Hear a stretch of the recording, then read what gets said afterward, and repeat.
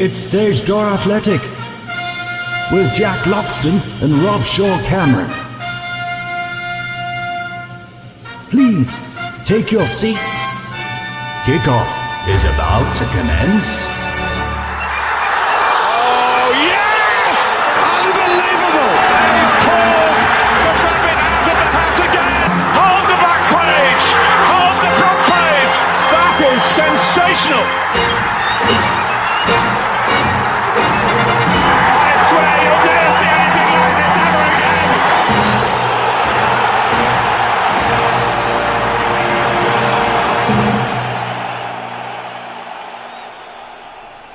Hi James, how you doing? I'm not too bad. How are you doing, Rob? Yeah, I'm alright. I can't see Jack around. Hopefully he's here soon. Late as always, you know. Yeah, he'll be here any minute. I'm sure. How's Chewy? I gather it's his birthday, is that right? It was his birthday yesterday, yeah. It was good. Great. Yeah, had a nice pig's ear to celebrate. Oh, God, it's nothing like that, is there? That's Yeah, exactly. Pig's ears, what are you on about? Good morning, boys. How are we doing? Here's Jack. I knew he would be found. Oh, nice. Very well done, Rob. Yes, good. He will be found. Yes, Yeah, good. Very that's good. Oh, well, happy birthday to Chewy. And Chewy's birthday, nice. we've got a special guest joining us in the clubhouse today, haven't we? Yeah, we do. Hopefully, Robert, he will also be found, actually. Yeah. Oh, hang on. Who's that? Oh, there he is. He's waving through the window. Oh, clever. Here he comes. Right, we'll get him in.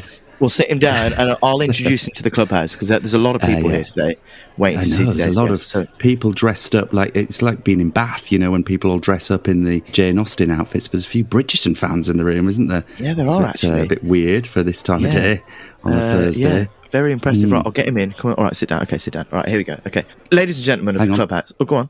No, sorry, there was just a bit of a squeal from the back of the room. It's all right. It's Chewy with that pig's ear again. Right, anyway, ladies and gentlemen of the clubhouse, Stage Door Athletic Clubhouse. Today's guest on Stage Door Athletic has played a kaleidoscope of characters spanning stage and screen. From the gallant and devilishly handsome Sir Leon on the BBC's Merlin, to Lord Featherington on Netflix's Bridgerton, to Larry Murphy in the original West End cast of the smash hit musical that was Dear Evan Hanson. He's been everywhere and he's done it. Tall, rakish, beautiful, nightmare backstage to work with because he constantly makes fart noises with his hands. King of the subtle shift to falsetto when he knows his singing voice is about to crack. He's an actor of unbridled talent and, speaking from experience, is one of the greatest gents that I have had the pleasure to work with. He's an avid cricket fan who plays weekly, I think, still, although this might not be true, as for my 30th, we went to Sixes, the social cricket place, you know, the one in Marylebone, and his performance in the nets left a lot to be desired. Although I didn't see him bowl. That's to be explored. Yeah, so he might be classed at that at bowling, and he might bowl absolute jaffers down the track as good as Jimmy Anderson, but I'm not entirely sure. Anyway, ladies and gentlemen, the ladies love him, the lads want to be him. It's all-round legend of the game, Rupert Young. Yes. Oh, what a welcome. Yes, come and sit down, man. 9.5 years I worked with you, Jack, and you never said anything like that. I didn't know that was going in your head. That's what you thought of me.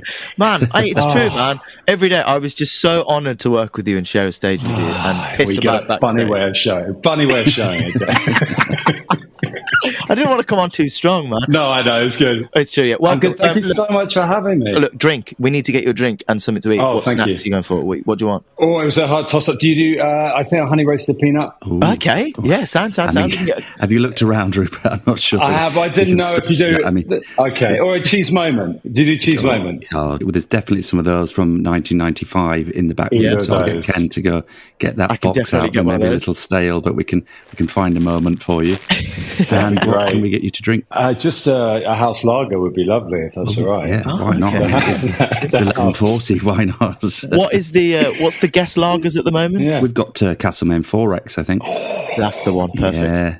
You started it off strong. Rarely seen, but we've still got a couple of barrels. So, yeah, we need to get rid of that. Welcome. It's really nice to see you. Obviously, Jack's introduced the fact that you worked together on DEH, as the fans like to call it. How was that experience? What are your memories of that? I mean, what an experience. I don't know where to begin. It was such a massive part of our lives, in my life, that it was meant to be a little part of my life. Yeah. But it was amazing. I have to say, it was like one of those jobs that I remember initially going, I don't know if I want to audition for this. A year in the show, and then they went, oh, they like you. And I went, okay. They like you still. They want you to come back 18 more times just because they like you so much. By which time I was like, I have to do this. And then some of us rehearsed in New York, and it was great. It was great. It's been a nice part of it. But you go insane. Like, I have to say, I'm so glad I did it. It was one of my happiest times. I am still, it kind of takes it out of you. The first 6 months, you go, actually, this is easy. And then your brain just starts doing crazy things. And you question everything. It was glorious, but intense. Yeah, and like it was quite a tough experience because, you know, obviously we had a pandemic in the middle, so we had to kind of deal with that at the same time, but it was an intense experience. Are you glad you did it, Rupes? I'm so glad. Do you know what? I'm so glad, and I feel it was one of those shows that really was at the time like being in a show that has that kind of audience reaction and a lovely group of people. It was generally, I don't think I know I'll never have an experience like it, because it was spending that much time with each other, having a kind of, we're kind of joined, I feel now, together. You don't speak to people for a few months, but it makes no difference, you know, and I miss it. I really miss turning up every day and being at the theatre, being outside Stage Door, doing the warm-up, seeing people, all the kind of, the backstage nonsense. You know. It's funny because I went to see The Motive and The Cue just a couple of nights ago, which is in the same theatre, the Noel Coward Theatre that you guys performed in. And I was thinking about the show, and because we recorded our first episode of this pod in Becky's dressing room a long time ago. Yeah. And so my friend Elliot and I went backstage to see Mark and Tuppence Middleton, who's in it. And I was thinking, being in that theatre, which has lots of reference to some of the characters in that play, particularly Sir John Gielgud. Yeah, when you walk down the corridors and you see who's performed on that stage, it really is one of those most iconic of London West End theatres. So just walking through every day, although I'm sure it becomes routine, can't be taken for granted, can it really? It becomes routine. It's really good that theatre is now doing kind of, you know, slightly more fluff, you know, things for the people. I like really gritty stuff. Yeah. But but generally walking backstage, I was I was seeing, as a kid, I was brought up in London and going to the theatre and walking down, you know, Shaftesbury Avenue or past all those theatres. And I love, even now I go, what's on now? Yeah. And there were times where you're tired and you're worried, well, me certainly worried about my voice, even though I didn't have too much to do. And it's that's the really boring part of it. Yeah. But I'm walking through the stage door that as a kid, I would have kind of walked past hoping to see an actor who's going in, or me to seeing people looking at you in the way that I would have looked at some people, you know, with that, it's just the guy playing the dad. Don't worry, it's not Sam or Jack. No, but there's the history of it.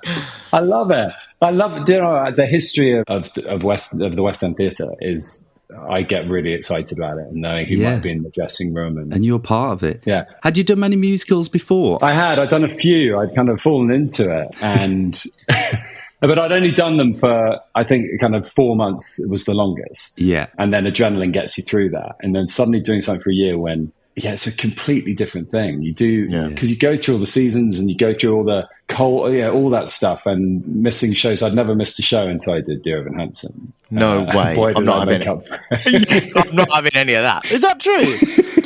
There's a really good... Never ever missed a show. There's a really good story that at the end of the contract, the sound department did like a blooper reel. Yeah. And so obviously we're mic'd up for the entire show. So as soon as the mic's on, it's on. So everything's been recorded. Yeah, it's sort of recorded. Oh, really? Yeah, Big Brother, isn't it? Or if something wrong happened, they would catch it quickly and record it very quickly. So maybe not all of it. So hopefully, not all the times me and Rupert were backstage just bitching about the audience. I hope not, otherwise we'll be fired. Yeah.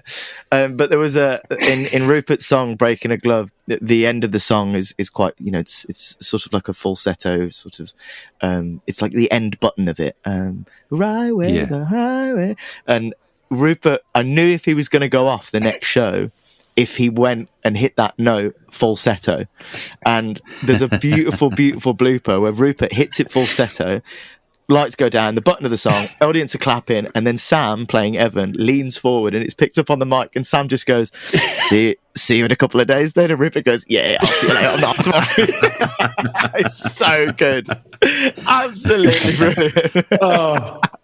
The mad thing about that was the first 6 months, I never had a problem with it. I'd gone off one night when I was like, actually, I feel knackered, but I'd never had a problem. And then one night it went, and I went, That's weird. And then you would have had this, Jack. Then for the next 2-3 weeks, then it becomes this thing. Yeah. I used to grip hold of like a prop and be like, suddenly Sam would look down and be gripping hold of this paint pot and go, "Oh, here it comes." And it was terrible. And a lot of the time my voice was fine, but I just had this block. And then what I do is I'd make sure in the next scene I feigned a cough throughout. So people went, "Oh, poor thing, must be really ill." Yeah, but he got through it. It's that thing though. If you're in something for a long time, you do start to kind of, you play tricks on yourself really, and you do get those mental blocks. And to have that stamina to keep going, I'm sure that was something, if that's the longest musical you've ever done, I mean, it's certainly the longest musical I've ever done thanks to the pandemic, but it is sort of natural really. Although I do see you had a summer at Regent's Park. I did, yeah. How was that experience? That was one of the greatest jobs. It was, I think, my first theatre experience, and it was the times where you used to do all 3 plays, so Cymbeline, Twelfth Night, and HMS Pinafore. With Rachel Kavanagh and Ian Talbot. And Tim, Rachel, I see as well. Tim, it was before Tim took over. And I mean, this is probably so unprofessionally, but I remember at drama school, you kind of have a bit of fun on stage sometimes. When you're doing stuff, you know everyone and you're silly. And then you go, all right, when I get a professional job, then it's going to be, really serious. And you kind of turn up and everyone's lovely, but you're rehearsing in the day one play, performing at night, then you're doing another. And it was just great. And I was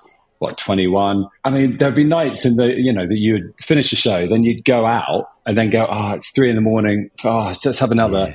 Let's go back to the theatre, sleep there, and then. Oh, wow. Yeah. And then there'd be, it was genuinely magic in what theatre I think should be, where you play a big part in one, then you're a smaller part in something else. And there's a real sense of community, which I think now we constantly go, if I take that, are people going to go, he only does that? And there's a kind of, you're working with brilliant people and having fun, and the audience, especially then, and I love what they're doing now at Regent's Park, but back then there was, you'd have people doing musicals who'd never done a musical before, the Shakespearean actors doing, and it was brilliant. It was magical. It was great. And I think what we're sort of talking about here is the idea of what was used to be called a repertory company, where a group of actors would be employed to do a series of plays, where it's kind of sadly died the death in a commercially minded world where productions are a lot shorter in their run.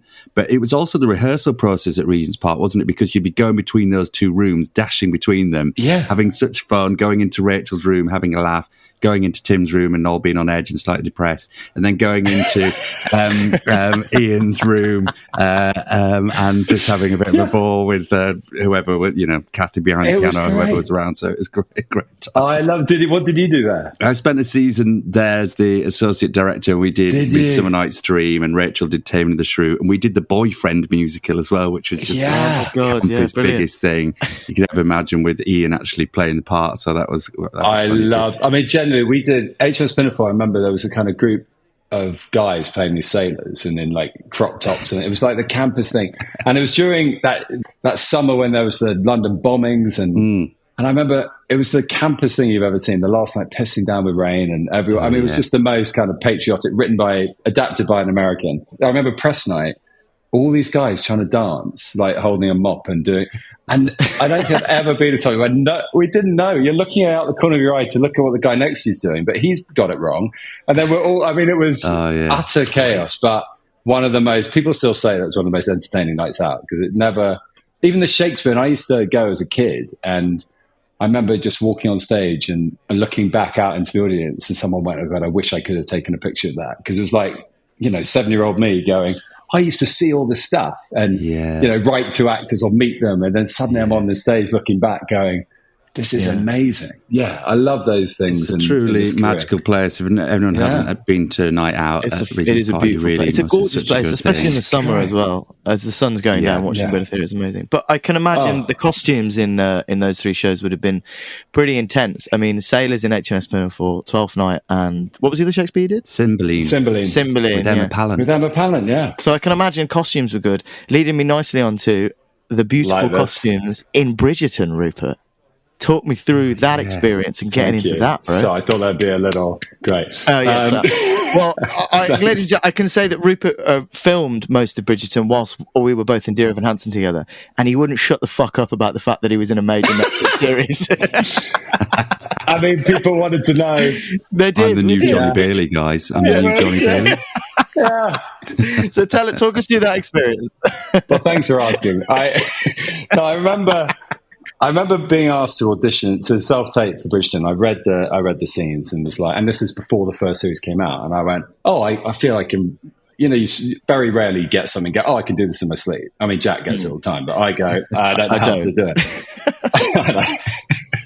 And then I stood in front of the camera and filmed myself and went, I can't do it. I can read it, but I just can't act. What am I doing?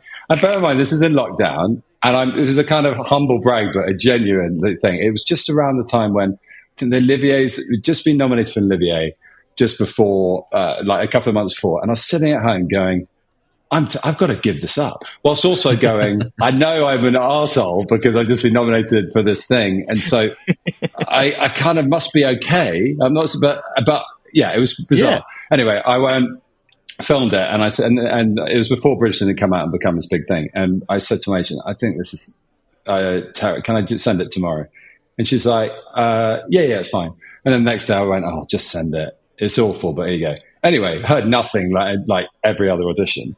And about 4 months later, Rupert, you got a recall tomorrow, meeting all the Shondaland people on Zoom. I'm like, what? That's amazing. And then they did it, and then they went, okay, great, yeah, 2 days time, could you do a chemistry read on Zoom? And I'm going, okay. And then 3 days later, I'm having costume. It was so bizarre and made me go, you know what? We are our own worst enemy. We know what we can do, and we're never going to go, I was pretty good at that.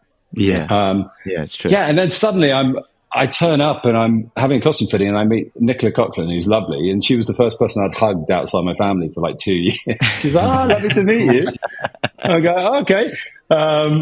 And then these costumes were just incredible. Like, because you know what it's like. You're doing theatre, they measure you, and then you get a costume from Primark that doesn't fit, or that's nearly right.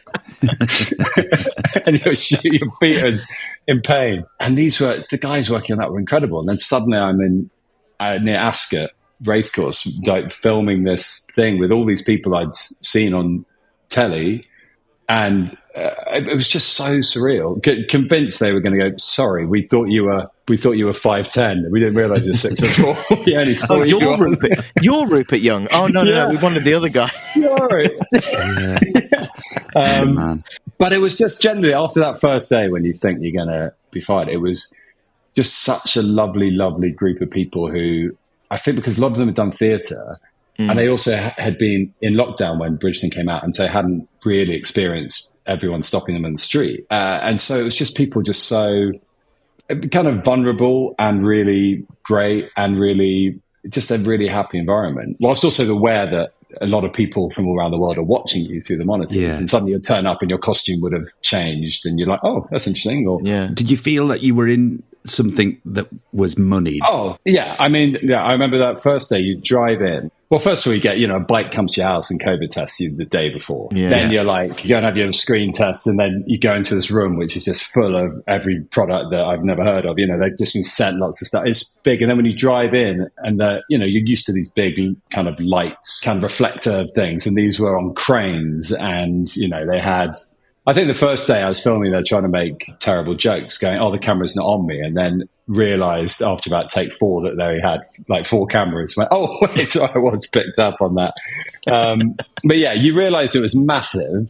Yeah. And even like the welcome, I mean, in your trailer, there was like a lovely gift from Netflix and from Shondaland. And you go, this is brilliant. But at no point, I think after that first day, it was really fun. Great people. Most of the directors were fun, and they know exactly what they want. So you always feel in control. I had most of my scenes with Polly Walker, who was just the loveliest and most brilliant person. And I was so intimidated by her before I turned up, because I've seen her in stuff and she's just incredible. And she was it was so lovely. But the sets as well. And then you go into the studio and they're just insane. Oh, I bet. They certainly threw a lot of money. Is that the highest production value TV set that you've ever been on, would you say? Yeah, without a doubt. I mean, also you're I think one week we were at Hampton Court, and they'd taken over Hampton Court Palace for, a week, and you've got 200 extras, and then you've got some, I think, geese running around, and then like... earning more money than you. Yeah, exactly.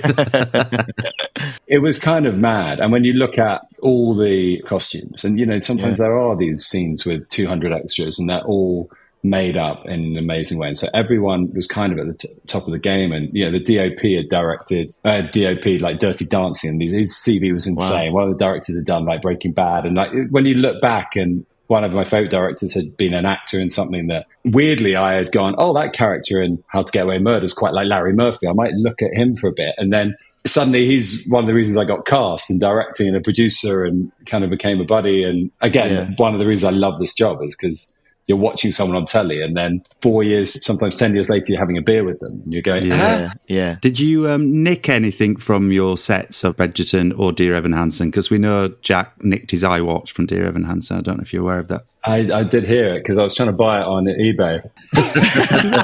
Do you know what? I've actually... Oh my God, are those his trousers? Those trousers. They're not. They are I think they're Jared's trousers. You're joking. You're wearing my trousers? Yeah, I don't know if you can see. They're like shorts on me. I was going to say, you're like twice the size of me. I'm nowhere near as tall as you. Yeah, so I got that. And then I got some shoes that a lot of the times you don't quite realise that you wear something for like, I think that last scene, I was like, I'll wear them. And then I wore them on stage for 10 minutes. And then when in real life, I wore them for half a day and my feet just spotted.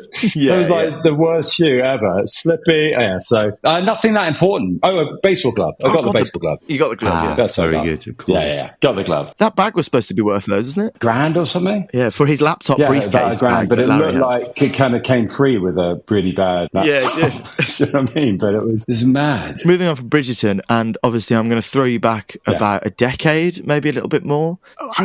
Was it your big break, but your first major kind of BBC telly series where we're thrown into the world of Merlin and King Arthur? Yeah, it was kind of my big break, but again, started.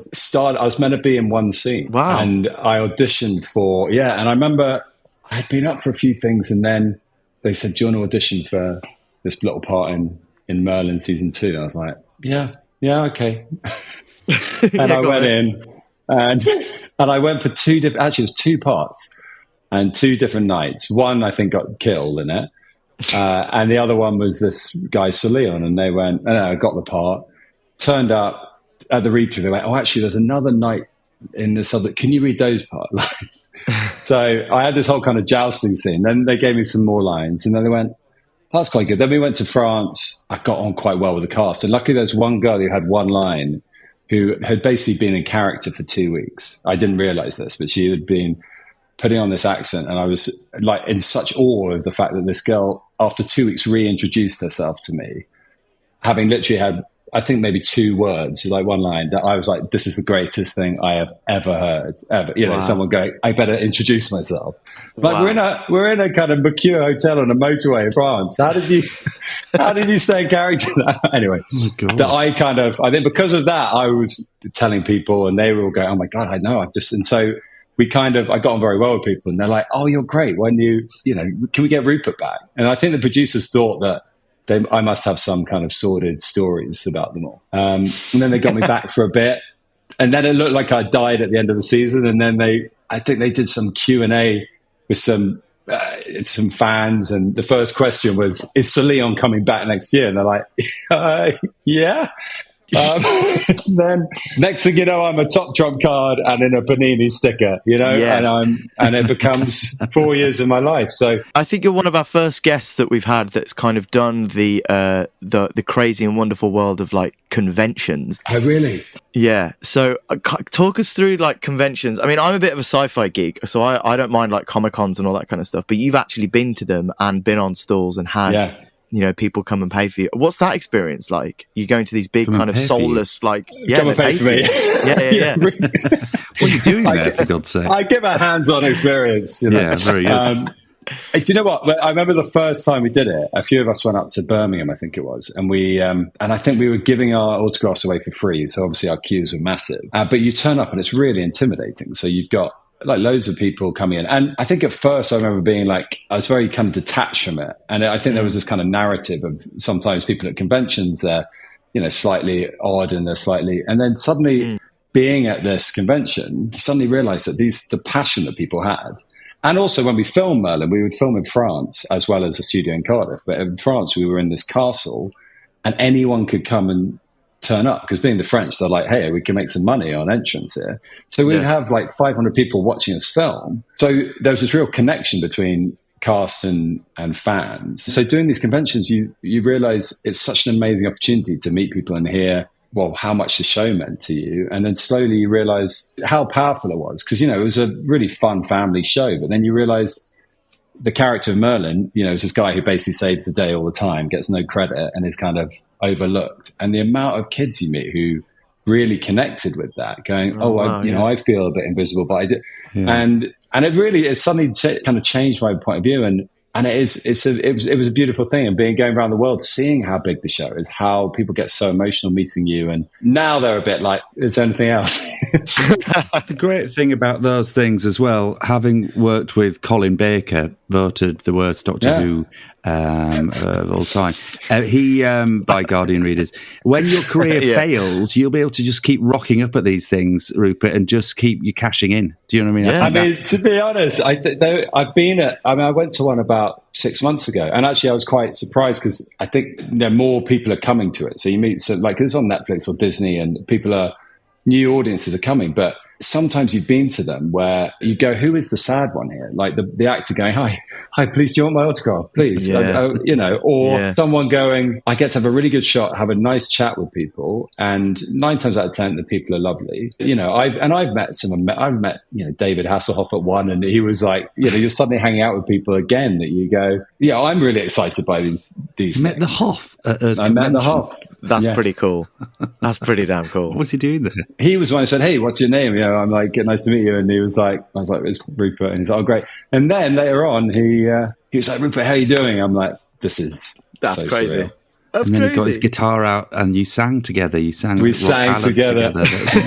And that was it. So let's talk sport, Rupert. Yes. Tell us about your relationship to sport. I gather cricket is your number one sport.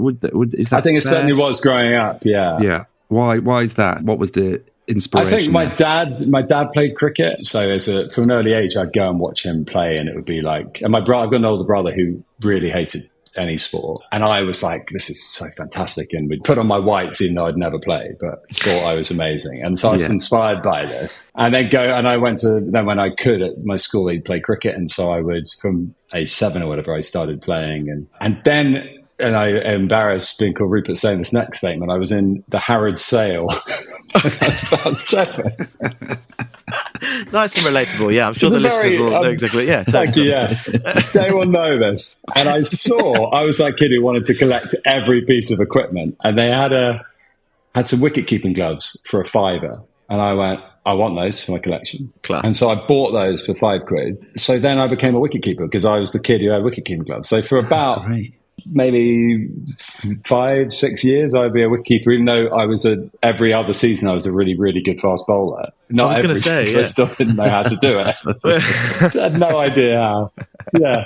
But it would be really good one year and then appalling. Or I'd be brilliant in the nets and then in the middle awful. All terrible in the nets, but in the middle I'd be good. It was so weird. But yeah, so that became my thing. What was your go-to ball to bowl when you were a kid? Do you know what? I had this one ball that I thought I'd mastered. Because I was like a fast bowler, but then I kind of would do one where I would, as I came through, I'd bowl it out the back of my hand. Oh, a bit of leg spin. Leg spin fast bowler. But it was like fast. Yeah. Flipper. And what it would do, when it worked, it was almost guaranteed for a wicket because it like completely fucked up the batsman. If it either went over their heads and I looked like an utter idiot, but it would slow it down. And then I'd normally get them caught out. It was so bizarre. They went, what was that? Yeah, that's the game of a bowler. If you're bowling like 5 fast seeds down to the batsman and then ping it up with a slow leggy wrong gun from a fast bowler, you're going to get them every time. Just keep them guessing. I'd keep them guessing. That's class.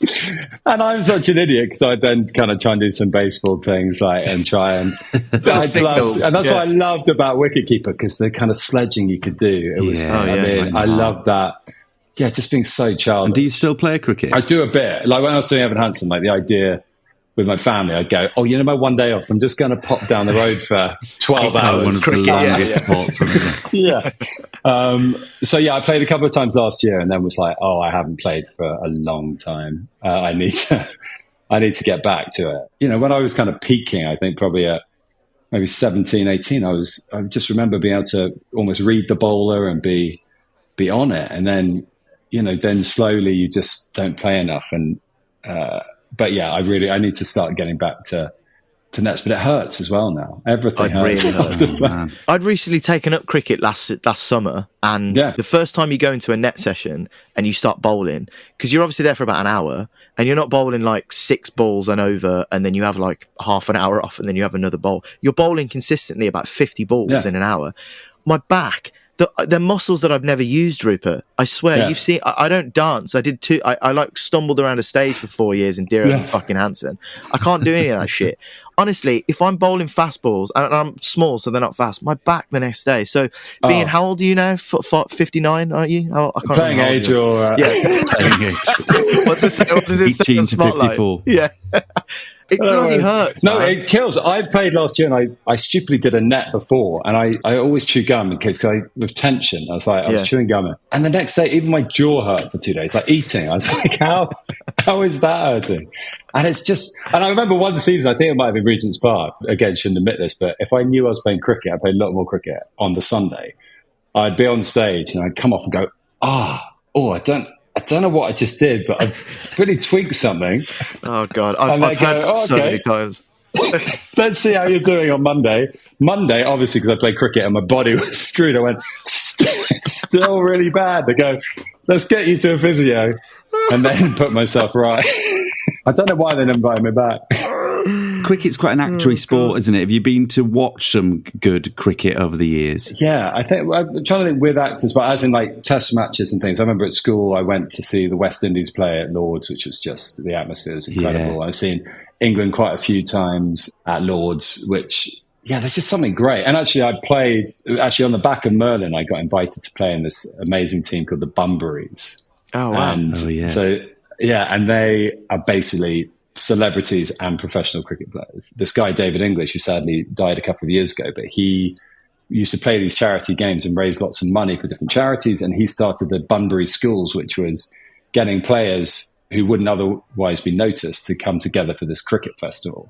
And something like 95% of the England team went through the system. So, some of these games you turn up. I think we played against Saracens rugby team, my first game, and there's a guy going, and Rupert Young is coming out to bat. I mean, again, all these things I pretended to do in my back garden, and that's a lovely shot there from Rupert Young, all this stuff. You go, this is normally in my head, but and then Oprah went to Northampton, walked out, Northampton County Ground, and my highlight was playing at Lord's, the nursery ground. Yeah, came out and.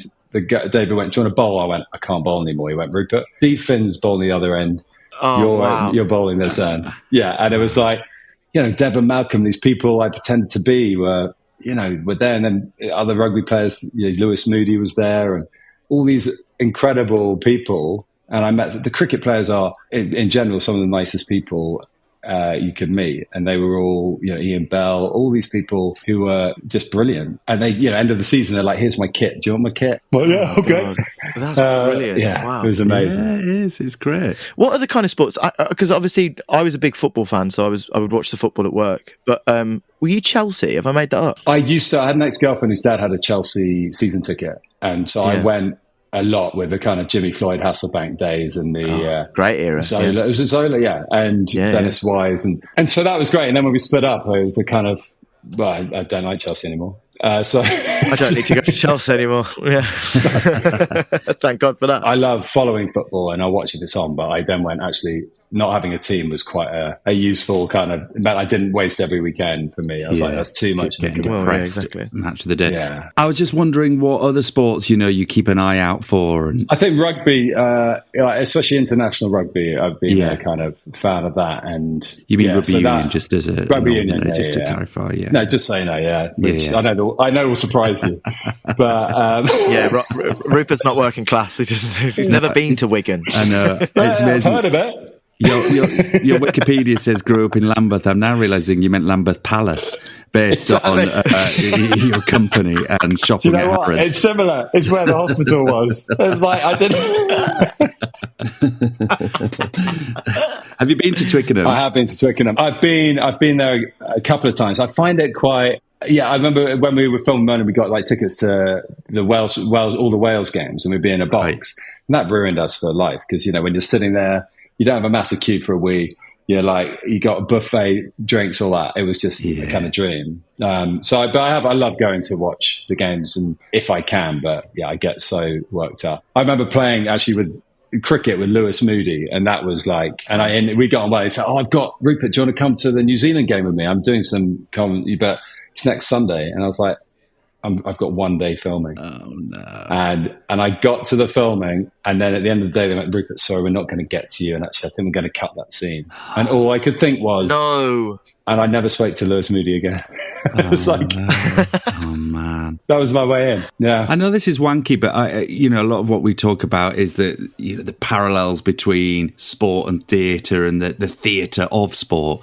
Have you ever had some of those moments where you're like, this is just an amazing story unfolding in front of me, and being excited by that? Yeah, I mean, I don't know if live as much, but like when you're seeing things like the Rugby World Cup or something, or the kind of 2020 cricket final, and you are literally, or the rugby game last weekend, when your body does like mad thing, what's going to happen? There's nothing better. And actually, I like going on that kind of, the wanky tone, I suppose, but I always think, the way I play cricket and the acting crew, I've always thought there's such a similarity between my process. I don't use that word very often because I don't know what it means. Yeah, no, but Stanislavski here with us. When I play cricket, I either go out there and I go, I'm just going to have fun. I'm just going to go for it and let's see what happens. And I might get a quick 25.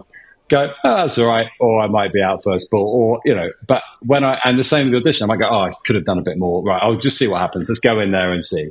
And actually, there's something that the way with cricket, if you are really, and I think a lot of sport, if you really do put a little bit of the work in before and really think about taking each moment and building up an innings or building up that thing, I think I can see the way I approach cricket and the way I approach acting as very similar in both a negative and a positive way. And I think there's a lot to do with that discipline. Can we just record that and we'll just use that as like a link for every time? Because that's the point of our podcast. Right? We're really glad you said that.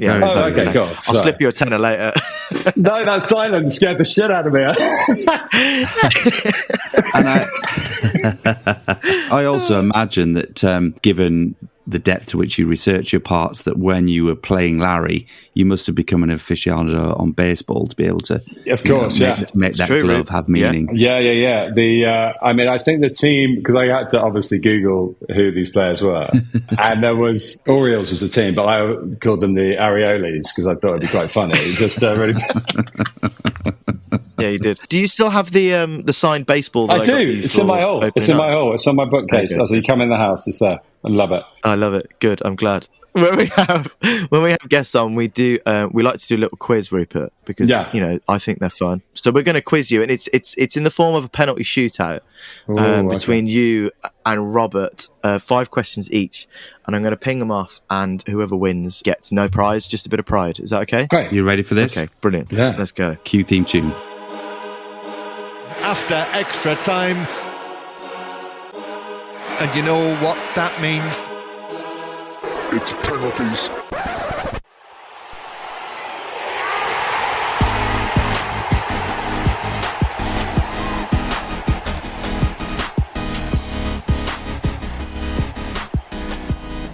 Oh, that's good, isn't it? I mean, how about that? That's Jack's finest work. I love it. I love Dido. We should probably get a different one now, shouldn't we? I'm not very good at doing it. Anyway, Rupert, question 1. We'll start off easy. Okay. Who did England beat in the 2019 Cricket World Cup final? Oh, God's sake. New Zealand. There we go. Fantastic. Great penalties. Straight into the top bins. Rob, yours is equally as easy. Sensing a bit of Dear Evan Hanson bias here. Okay. No, not at all. Yours is sort of side of you. Okay. You're aware of the 100 format in cricket, right? I am, yeah. Okay, brilliant. How many balls are bowled in an over in the 100 format? Okay, so this, I think it is 25 ball overs. You think it's 25 ball overs? Yeah. No, It's 5, Rupert. Robert, it's 5. Because obviously there's 100. If it was 25 balls and over, the bowler would his arm would fall I said off. 25 ball overs. Oh, 20 overs of 5 balls. Of course, it wouldn't be 25. Okay, There'd only be 4 overs in a game. Dickhead. That's what I thought you said. Oh, okay. Oh, it's really bad from Jack. I was like, Oh shit. Sorry, I'm winning this. I should pause. 20, 5 ball overs. That's better. So 5. Yes, Robert. Sorry, that's I should have just correct. answered Very well done. 5. Is that right? I would have got that wrong. It's right, yeah. 5 balls and over, yeah, correct. Otherwise, 25, that'd be a very short game. Okay, It'd be exhausting. It would be exhausting. How many episodes of Bridgerton does Lord Jack Featherington appear in? Oh, checks his invoices from his agent. Yeah. Is it 8? 8, final answer. It is 8. Congratulations, well done. I mean, I knew you'd get that because you're so obsessed with how brilliant you were. How much I've done. No, that's paper episode. Yeah, exactly. So I've got a great story about Jonathan Bailey, by the way, that isn't broadcastable. We'll say that off air. Brilliant. Oh, I love that. Lovely guy. Okay, Rob, what year did Bridgerton first air on Netflix? Oh, goodness. Well, was it a lockdowny hit? I think, was that part of its joy? I don't know. I'm going to say 2021. You've hit the post. It's 2020. Close. That must have been a quick turnaround. Yeah. If you were audition Roops in 2019, they must have shot that quickly and got it out. No, so I think they filmed it and then and they just before lockdown, so they finished it in the March and it came out Christmas Day, I think. They were delaying it, thinking whether they were going to have a big premiere and all that stuff. So, but they knew they were going again. Damn it! 2-1. Okay, Rupert. 2-1. Yeah. How many times does Larry Murphy sing the word glove in To Break in a Glove in Dear Evan Hanson? Do you want to sing it for us now just to get it Not on? in any way, but I don't think it's that many. I think I'm not even going to go to it. I reckon 12. Good. It's a good musical. That's been number blazed 12, over the bar. Only 4 times, Rupert. Oh, the word glove is only Really? sung 4 times. Yeah, 4 times. Yeah. Well, it depends because the speak in the boot.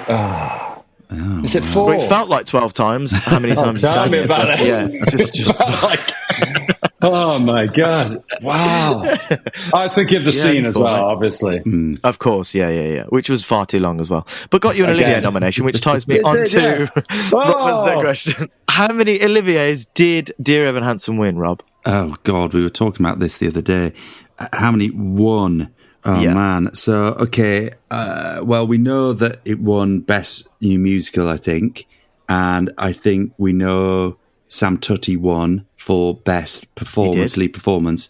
I feel like you and Rupert, unfortunately, were overlooked. Is that correct? Tragically, I mean, it's one of the great injustices in Olivier history. I like to think so. Would there be anything else? What other awards might have been up for? I'm going to go with 2. You've hit the post. You've missed the Best New Orchestrations. It was 3 in the end. 3. What was the third award? Yeah, Best New Musical. Sammy Boy rightfully won Best Actor, and it was Best Orchestration for Benj and Justin. Where are Benj they Pasek now? and Justin Where are Paul. they now? Poor guys. What are they doing? Yeah. Writing songs for Sesame Street. I was looking on Benj's on his Instagram the other day. There's an opportunity, Jack. Pretty cool. I'd like to see your Big Bird. Oh, there you go. That could be a job. I could be Big Bird or Elmer. Okay, Roots, back to cricket. How many runs are awarded to the batting team in cricket if the batter hits a fielder's helmet that's not being worn? 5. Ah, Good Rupert, answer. straight out the bat. Well done. Fantastic answer. Yeah, it's 5. Who the hell came up with that rule? So stupid. Have you seen But that why is it comedian? 5? There's a comedian who does this whole thing about the rules of cricket and rugby. It's Australian. And it is, I'll try and send you a link because I won't explain it, but it's so funny. Just going, why do you call them buys? And why do you call them, when do you come that? A duck? Why? I mean, it's brilliant. It's brilliant. Yeah, when you stop and think about The it. cricket terminology especially is absolutely ridiculous. stupid. Ducks, seeds, jaffers, googlies, wrongans. It's just really weird words. It's really man. funny. Yeah. And in rugby, it's like a try actually is a good thing. So wait, you try, but I don't, it's weird. Yeah, what's the origin of etymology's a bit try? off. So weird. That's so bizarre. I've never thought about it. It's a whole new episode.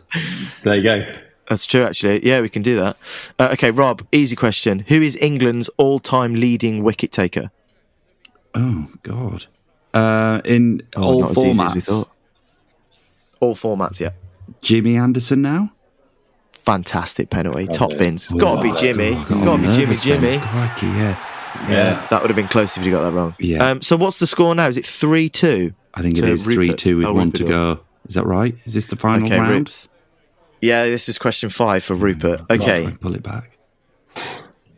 In what year did you appear in the Knights of Merlin sexy photo shoot for Gay Times? We'll be posting this on the Instagram. Well, there's a bit of backstory with this. We actually found a picture of Rupert in this photo shoot whilst we were doing Evan, and it was a screensaver. It was Lucy's screensaver who played Zoe. It was Carly, the costume head of costume. It was her screensaver. It went everywhere. It's a gorgeous picture. I'll send it to you, Rob. It's good. Thank you. I was the obtainable one. There were 3 of us. I was the one that you could probably get. The other 2 was like, no way, out of my league. Have him. My dates are so bad anyway. So let's see. Where are we at? 14, 20, 4. I think 2012. Oh, it's 11, isn't it? He's gone 2012. You're in the ballpark, but it's been tipped round the post. Keeper save it. It's 2011, mate. You're so close. Still in with a chance I can draw this. You can draw this. Okay, Rob. Okay. When was Gay Times first published? Oh my God. This is taking me back to the top shelf of Wakefield back in my childhood. When did I first dare to sort of flick the eyelids to Gay Times as I was buying, I don't know, my Dandy album? Just some jelly tots and second one from the left on the top one, please. Yeah. Sorry, I mean the Dandy. What did... Oh, God. So Gay Times, it's been around a long time, hasn't it? It has, yeah. I am going to say, I think it's probably at least 20 years, if not longer than that. Maybe it was around when I was at uni. I think it probably was around when I was at uni. Let's go 1994. You're 10 years out. It's 1984. Is it? My God. Yeah, wow. It's been for ages. Wow. It's brilliant. Yeah, fair play. That's longer than there've been gay people, isn't it? That's mental. So this is been allowed to have gay people, yeah. Whoa. Well, totally, yeah. Ridiculous, right? God. So, yes. Pioneering. Wow. Rupert wins 3-2. Congrats. Fantastic. What Great a work. pal. Thank you so much. Good lad. Very good. Thank you. Very good. Well, it's a fine victory, and we'd love to welcome you into the club. Thank you so much. You're now officially a member. We'll send you a nice little single-use plastic membership card. That's very kind. And what position would you like to take up in the club? Now, this can be on-pitch, off-pitch, administrative. I mean, you could be our lead bowler in the cricket team. We're a bit short, I'll be honest. You could open the bowling, yeah. I think I might do that. Let's do that. Yeah. In fact, I'll be second bowler. change. I'll be the second, first change, so third bowler. Open the bowling, Roops. Back yourself. I'll back myself. Okay, we'll open the bowler. Yeah. Yeah, he's opening bowler. That's what we in like. the third team. Excellent stuff. Oh, that's great. And obviously, next up, so the next premise is obviously we have a very tenuous link to, hopefully at some point, travel around the world, globetrot, and go and see our sporting events around the world. And I guess on our top list. But so every guest that we have, we ask them, who can you introduce us to that could possibly get us to one of these events that's on our bucket list? Who do you know? And I will say you have sent some pretty impressive names with, especially cricket players you've played with. Yeah, this is to invite on the pod, Rupert, your behest. Yeah, to come on next, who could get us a step closer. Which sport-loving actors do you know? Who do I know? What actors do you know who play cricket? Who have you played cricket So with? it's John. So I played Rupert Evans. Do you know Rupert Evans? He's done a lot. Yeah, played with him. Yeah. People on my team. Guy who's lovely. I don't know what's happened to him. Lawrence Fox once played. I know. Jesus, We're all right. no, thank you very much. Mind you, it could boost the ratings, couldn't it? It could boost the ratings. Very who much. else? I think Cumberbatch played once, but you know me. Cumberbatch's been on the team. Matthew Good. Yes, I was at I've uni with worked Matthew him. Good. He's a lovely guy. There you go. Yeah, Why don't we get Matthew Good on? He's a legend. We should get Matthew Good on. Yeah, I'll try and see if I can sort that out. Let's get Goody. What would be on your bucket? What would be on your sporting bucket list, Rupert? Well, it's a toss-up between Rugby World Cup final in Australia, and the Coopers Hill cheese rolling and wake, the 200-yard dash down the hill. Yeah, that happened recently, didn't it? Is it? Oh, is that set for the summer? Yeah, it's in May. May. Great. As it's competitor so insane or as an observer? Oh, no. No. I'm someone who I would finds love to see you.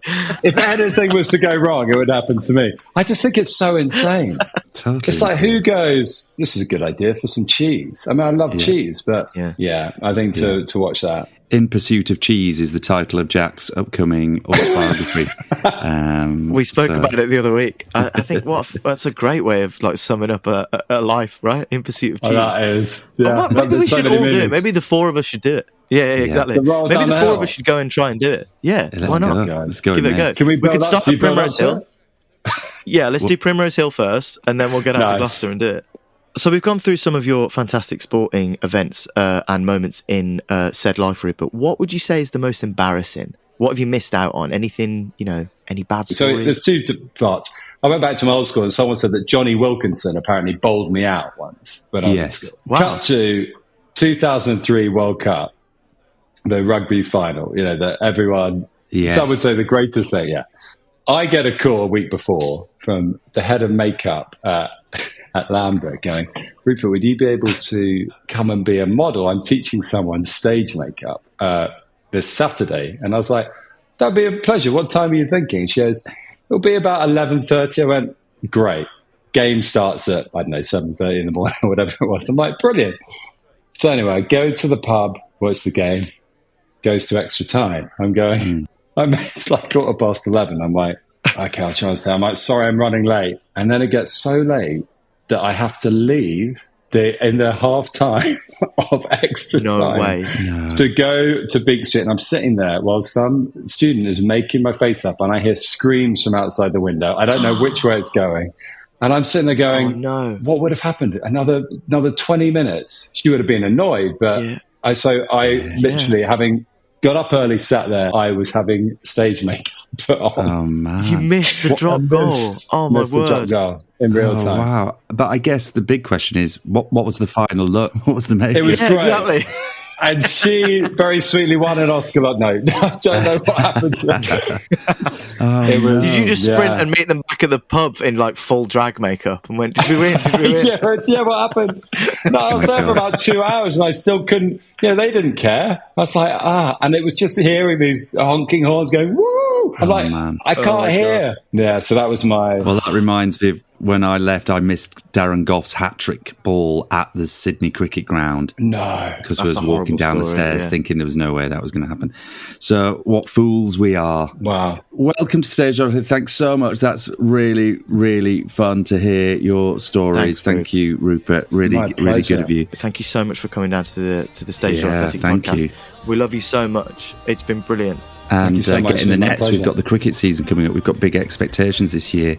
Ken's brother's captain. Yeah, if you're opening the person, bowling I think, mate. Yeah, better stretch. Do I wash my own glass up or do I put it on the side? Actually, just pop it on the bar. We can't really afford to run the dishwasher as frequently as all that. So I'll write my name on it. Might sell it. Might sell it. Some Merlin fans might like it. Probably one. Yeah, absolutely. And words fail. Brilliant. So take care. Very good. Very, very good. Sincerely, me. All the best, Bruce. Thank you. Brilliant. Connor was really lucky to have a dad that... a dad who cared so much about taking care of stuff. Shaving cream, rubber bands, mattress, repeat. Got it? Got it. It's the hard way, but it's the right way. the right way to break in a glove. You're good to go.